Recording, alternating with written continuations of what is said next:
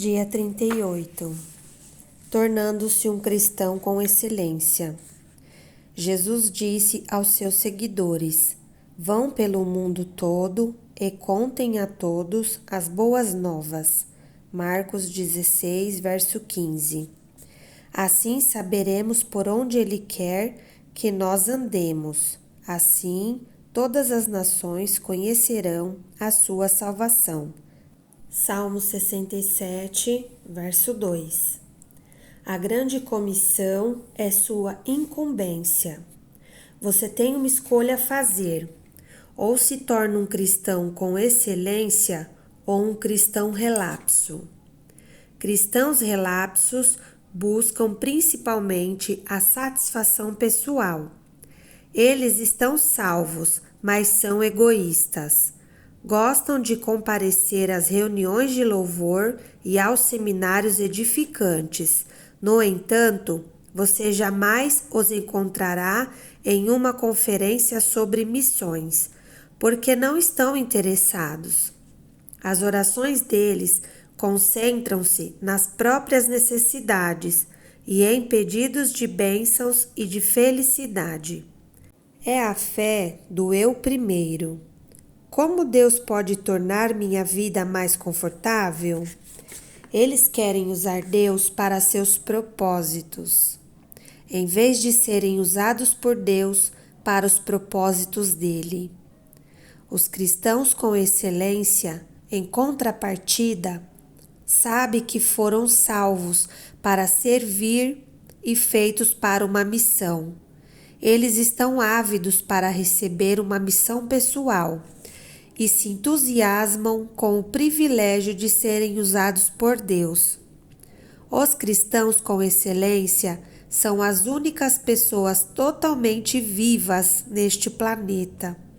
Sua alegria, confiança e entusiasmo contagiam, porque sabem que são importantes. Acordam a cada manhã na expectativa de que Deus opere por meio deles de novas maneiras. Que tipo de cristão você quer ser? Deus nos convida para participar da mais magnífica, ampla, diversificada e importante causa da história, o reino. A história é a história de Deus. Ele está formando sua família para a eternidade. Nada é mais importante nem mais duradouro. No livro de Apocalipse, descobrimos que a missão global de Deus será realizada. Um dia, a grande comissão se tornará a grande consumação. Nos céus, uma enorme multidão de pessoas de todas as nações, tribos, povos e línguas. Apocalipse 7, verso 9b. Estará um dia diante de Jesus Cristo para adorá-lo. Envolver-nos como cristãos com excelência nos permitirá experimentar um pouco do céu antecipadamente. Quando Jesus ordenou aos seus seguidores que fossem pelo mundo todo e contassem a todos as boas novas, Marcos 16, 15, o pequeno grupo de pobres discípulos do Oriente Médio ficou chocado. Eles deveriam ir a pé ou cavalgando naqueles animais vagarosos? Era tudo o que tinham para o transporte e não existiam ainda barcos capazes de atravessar o oceano. Portanto, havia barreiras físicas reais ao cumprimento daquela ordem. Hoje, temos aviões, barcos, trens, ônibus e automóveis. Nosso pequeno mundo encolhe a cada dia. Você pode voar sobre o oceano em questão de horas e estar em casa no dia seguinte, se for necessário. As oportunidades que os cristãos comuns têm de se envolver em missões internacionais de curta duração são praticamente ilimitadas. Cada canto do mundo está ao seu alcance. Pergunte à indústria do turismo. Não temos desculpas para não espalhar o Evangelho. Agora, com a internet, o mundo está ficando ainda menor. Além dos telefones e aparelhos de fax, qualquer cristão com acesso à rede pode se comunicar em tempo real com pessoas de praticamente todos os países do mundo. Todo o planeta está ao seu alcance. Até mesmo os vilarejos mais remotos têm acesso a e-mail. Portanto, você pode evangelizar pessoas do outro lado do mundo sem nem ao menos sair de casa. Nunca foi tão fácil cumprir a incumbência de ir por todo o mundo. Os maiores obstáculos já não são a distância, o custo ou o transporte, e sim nossa forma de pensar. Para ser um cristão com excelência, você deve se dispor a mudar seus conceitos, sua perspectiva e suas atitudes devem mudar. Como pensar como cristão com excelência? Troque o raciocínio egoísta pelo altruísta. A Bíblia diz: amigos, não pensem mais como crianças, pensem como gente madura. 1 Coríntios 14, verso 20. Esse é o primeiro passo para se tornar um cristão com excelência. Crianças pensam apenas em si mesmas. Pessoas maduras pensam nos outros. Deus ordena: não pensem somente nos próprios interesses, mas estejam interessados nos outros também. Filipenses 2, verso 4. É claro que essa é uma mudança de mentalidade difícil de ser realizada, pois somos naturalmente egocêntricos e quase toda a publicidade hoje nos incentiva a pensar em nós mesmos. A única forma de alterar esse padrão é nos tornarmos dependentes de Deus a cada momento. Felizmente, Ele não nos deixa lutar sozinhos. Deus nos deu o seu Espírito. Por isso, não pensamos como pensam as outras pessoas deste mundo. 1 Coríntios 2, verso 12. Comece pedindo ao Espírito Santo que o ajude a pensar nas necessidades espirituais dos não cristãos, toda vez que for falar com um deles. Com a prática, você poderá desenvolver o hábito de orar silenciosamente, nada além de um sussurro, pela pessoa com quem vai se encontrar. Diga: Pai, ajuda-me a compreender o que está impedindo essa pessoa de te conhecer. Seu objetivo é verificar onde os outros se encontram na jornada espiritual, fazendo então todo o possível para levá-los a conhecer a Cristo. Você aprende a fazer isso adotando o método de Paulo. Não penso no que seria bom para mim, e sim no que poderia ser bom para muitas pessoas, de modo que possam ser salvas. 1 Coríntios 10, verso 33. Deixe de raciocinar de forma restrita e raciocine de forma global. Deus é um Deus global. Ele sempre se preocupou com o mundo inteiro. Porque Deus tanto amou o mundo. João 3,16. Desde o início, Ele desejou reunir em sua família membros de todas as nações que criou. A Bíblia diz: de um só homem, Deus criou todas as nações que vivem na terra e decidiu quando e onde todas as nações seriam constituídas. Deus fez tudo isso para que nós o buscássemos e, alcançando-o, o encontrássemos. Atos 17, verso 26 e 27. grande parte do mundo já pensa de forma global. Os maiores conglomerados de comunicação e negócios são multinacionais. Nossa vida e a vida de pessoas em outras nações estão cada vez mais entrelaçadas. À medida que compartilhamos moda, entretenimento, música, esportes e até fast food. É provável que a maioria das roupas que você está vestindo e grande parte do que você come hoje em dia foram produzidos em outro país. Estamos mais unidos do que percebemos. Vivemos dias emocionantes. Atualmente, existem mais cristãos que em qualquer outra época. Paulo estava certo. As mesmas boas novas que chegaram até vocês estão sendo difundidas pelo mundo. Elas estão transformando vidas em toda parte, assim como transformou a de vocês. Colossenses 1, verso 6. O primeiro passo para pensar de maneira global é orando por países específicos. Cristãos com excelência oram pelo mundo.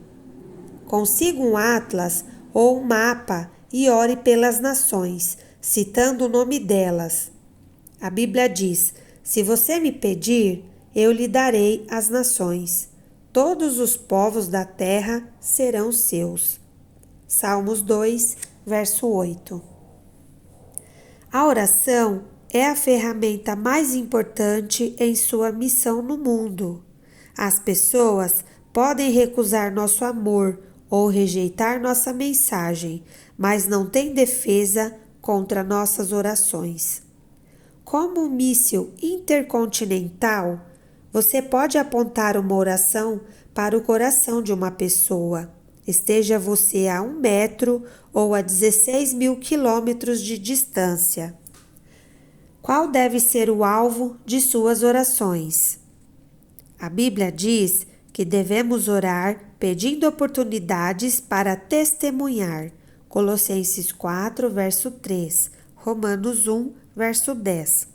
E coragem para falar. Efésios 6, 19.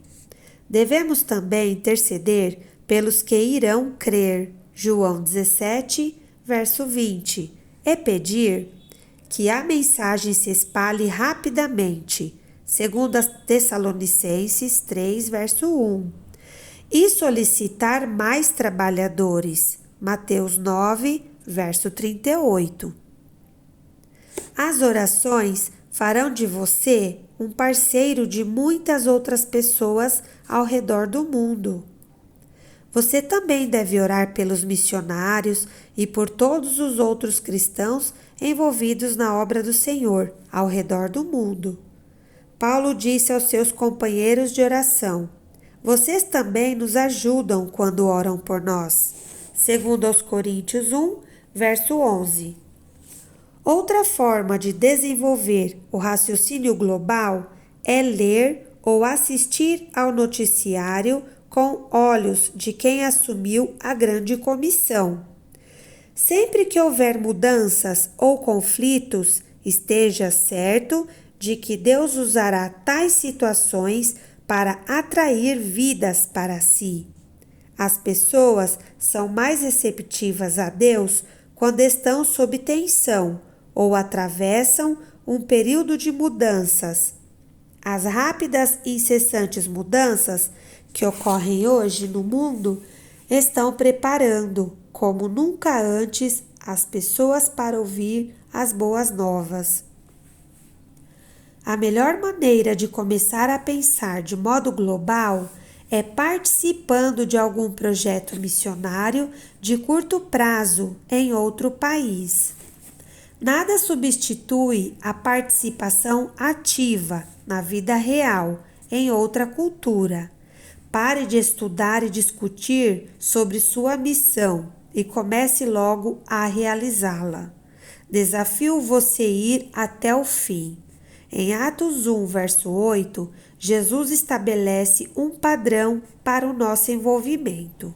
Vocês serão minhas testemunhas em Jerusalém, em toda a Judéia e Samaria, até os confins da terra.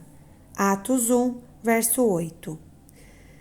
Seus seguidores teriam de alcançar sua comunidade em Jerusalém, seu país, Judéia, outras culturas, Samaria e outras nações, até os confins da terra. Observe que a nossa comissão é simultânea, não consecutiva. Embora nem todos tenham o dom de missões, todo cristão é chamado a participar de uma missão relacionada com os 4 grupos, de alguma forma.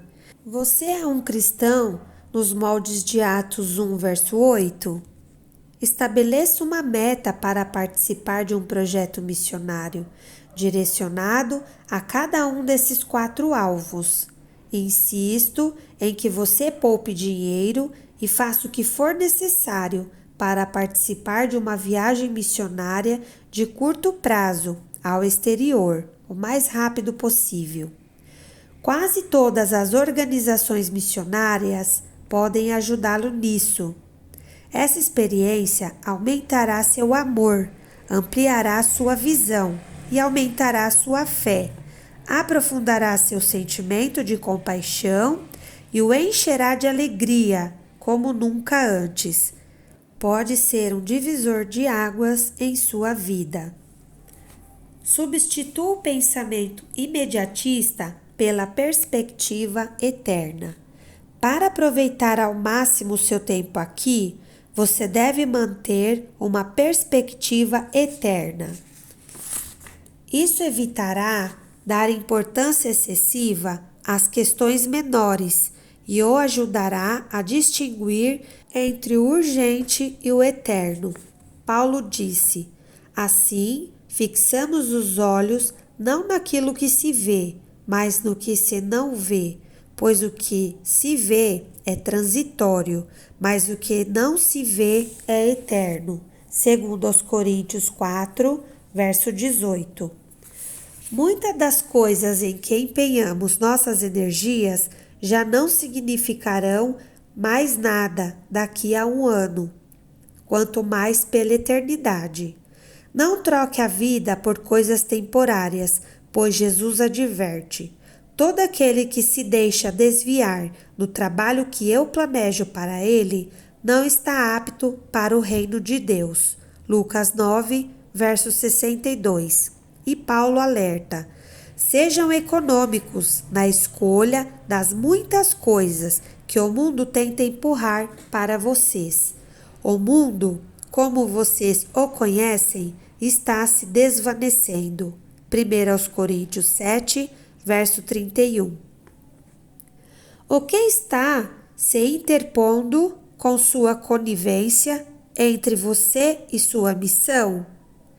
O que o está impedindo de se tornar um cristão com excelência? O que quer que seja, abandone-o. Afastemo de nós qualquer coisa que nos torne vagarosos ou nos atrase. Hebreus 12, verso 1. Jesus disse: acumulem para vocês tesouro nos céus. Mateus 6, verso 20. Como fazemos isso? Em uma de suas declarações mais incompreendidas, ele disse também: usem a riqueza deste mundo ímpio para ganhar amigos, de forma que, quando ela acabar, estes os recebam nas moradas eternas. Lucas 16, verso 9. Jesus não quis dizer que você deve comprar amigos com dinheiro, mas que deve usar os recursos que Deus lhe deu para levá-los a Cristo. Eles então serão seus amigos por toda a eternidade e vão lhe dar as boas-vindas quando você chegar ao céu. Esse é o melhor investimento financeiro que se pode fazer. Você provavelmente já ouviu alguém dizer: Você não pode levar isso com você, mas a Bíblia diz que você pode passá-lo adiante, investindo em pessoas que estão indo para lá. Fazendo isso, eles estarão acumulando um tesouro real para si mesmos no céu. Este é o único investimento seguro para a eternidade. E estarão levando uma vida cristã frutífera aqui na terra também. 1 Timóteo 6, verso 19. Pare de arranjar desculpas e comece a pensar em formas criativas de cumprir sua incumbência. Se você estiver decidido a fazer alguma coisa, há sempre um jeito e existem organizações prontas para auxiliá-lo. Eis algumas desculpas mais comuns. Só sei falar inglês. Isso é, na verdade, uma vantagem em muitos países, onde milhões de pessoas querem aprender a falar esse idioma e estão ávidas por praticá-la. Não tenho nada a oferecer. Sim, você tem. Cada habilidade e experiência em sua formação pode ser utilizada de algum modo. Estou muito velho ou muito jovem.